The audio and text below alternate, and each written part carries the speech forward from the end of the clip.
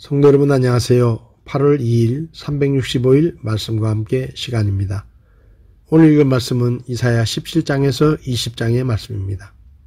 17장에서는 시리아와 북이스라엘 그리고 아시리아의 멸망에 대해 예언합니다. 북왕국 이스라엘은 아시리아의 공격에 대비해서 시리아와 연합했는데 여기서 이사야는 시리아와 이스라엘이 아시리아에 의해서 패망할 것이라고 합니다. 다마스쿠스 근처의 버려진 도시에서 동물들이 폐허 속에 집을 만들 것이고 이스라엘도 아시리아의 침략에 의해 살찐 몸이 파리해지듯 두려움을 당하게 된다고 했습니다. 결국 하나님의 심판은 다마스쿠스를 폐허의 도시로 만듭니다. 소동하는 나라는 바다에서 파도가 뛰놀듯이 크게 소동할 것이고 그 백성들은 아시리아 사람들인데 하나님께서 그들을 하나님의 백성들을 징벌하는 데 사용하셨지만 마침내 그들도 멸망시키실 것입니다. 18장은 에티오피아에 대한 예언으로 구원의 약속이 기록됩니다. 다른 민족들과 달리 심판의 메시지가 없는 것은 에티오피아가 아시리아로부터 유다를 구원하신 하나님의 구원 역사를 목격하고 깨달아 하나님께 순복하였기 때문입니다. 에티오피아인들이 빠른 갈대배에 사자들을 보내어 아시리아에 대항해 연합하자고 이스라엘에게 요청했을 때 이사야 대언자는 에티오피아 사람으로 하여금 연맹을 체결하지 않기를 권고하는데 하나님께서 적절한 시기에 적을 물려주실 것이기 때문입니다. 하나님의 계획은 여름 햇볕 같고 가을 이슬같이 오래 머무니 아시리아의 멸망 기한도 하나님의 계획에 따라 이루고 있는 것입니다. 아시리아의 멸망 후 에티오피아인들은 하나님의 이름이 머무는 시온산에서 하나님의 선물을 받게 됩니다.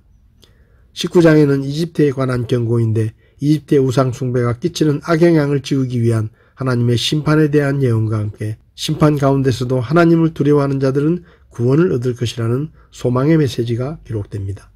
이스라엘의 많은 사람은 이집트가 아시리아의 위협에 대해서 보호해 줄 것을 바라고 있었지만 이사야는 이집트 역시 하나님의 심판을 받음으로 아무런 도움이 되지 않을 것이라고 합니다. 그는 이집트에 대해서 하나님의 심판이 임할 것이라는 사실을 상세히 묘사합니다. 이집트에 임하는 하나님의 심판은 자연을 황폐화시키며 어떠한 이집트의 지혜로운 자라도 그 나라의 백성들을 구할 수 없음을 지적합니다.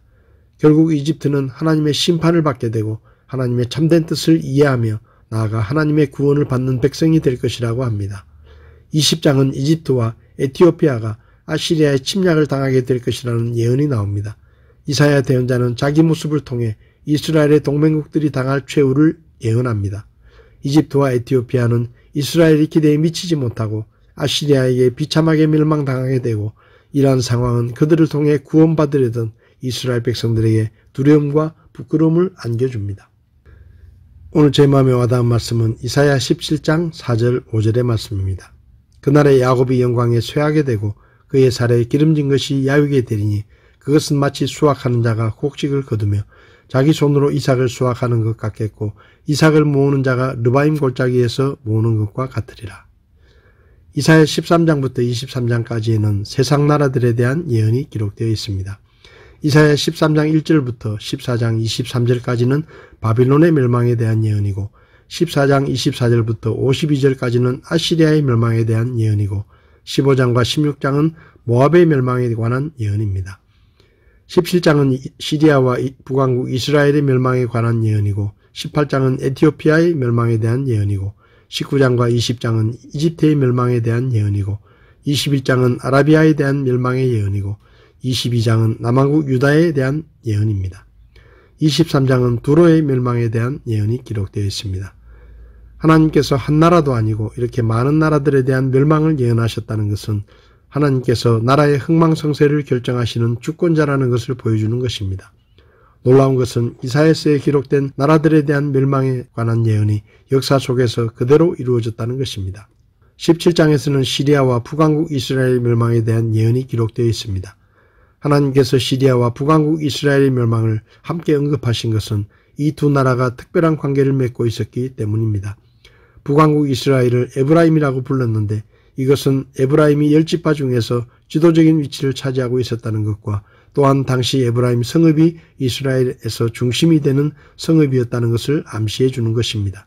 에브라임은 유다와 형제였기 때문에 형제를 나누어야 했음에도 오히려 다마스쿠스와 연합하여 유다를 쳤습니다. 그래서 하나님은 시리아를 심판하실 때 그와 동맹한 에브라임도 심판하실 것을 말씀하신 것입니다. 그런데 북왕국 이스라엘의 멸망에 대해 말씀하실 때는 완전히 멸망하지 않고 하나님의 긍휼하심으로 심판 중에서도 곡식을 벤 밭에 떨어진 이삭처럼 남은 자들이 있을 것이라고 말씀하셨습니다. 하나님은 심판 중에도 끝까지 하나님을 신뢰하는 자들을 잊지 않으시고 긍휼을 베푸시며 그들을 통해 야곱의 집을 회복시키실 것이라 말씀하셨습니다. 성도 여러분, 하나님은 하나님의 백성들이 죄를 지었을 때 심판하시고 징계하시지만 심판 중에도 하나님을 신뢰하는 사람들을 잊지 않고 기억하시며 은혜와 긍휼을 베풀어 주십니다. 그러므로 고난의 때, 어려움의 때에도 하나님께서 우리를 버리신 것이 아니라는 것을 기억하고 우리를 구원해 주시는 주님의 때까지 믿고 기다리시기를 바랍니다. 오늘도 하나님의 은혜와 사랑이 우리를 향하고 있다는 것을 기억하고 언제 어디서든 힘을 내시기를 바랍니다.